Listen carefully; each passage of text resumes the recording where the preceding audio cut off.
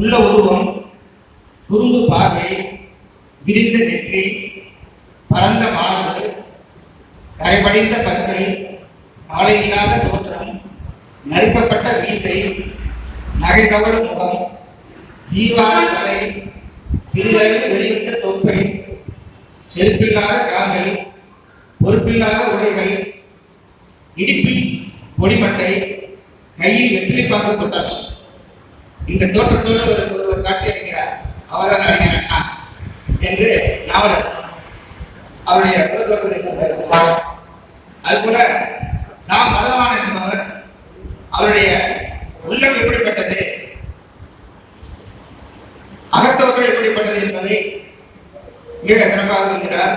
அண்ணா ஒரு அறிவுலக மேதை, அரசியல் விடிவெள்ளி, பகுத்தறி பகலவன் தந்தை பெரியார் நிர்மாண தளபதி, கலையுலக காவலர், திரையுலகில் திருப்புமுனையை உண்டாக்கியவர், சாதி மத பேதங்களை சாடுவதில் இங்கசார், இசையரங்கில் ஏடிசி மன்னர், தாய்மொழி காப்பதில் தண்ணீர் எல்லாம் கடல் ஏற்று, நயம்பட நவிழ்வதில் நாவலர் மாமணி, எழுத்துலகில் எழு ஞாயிறு,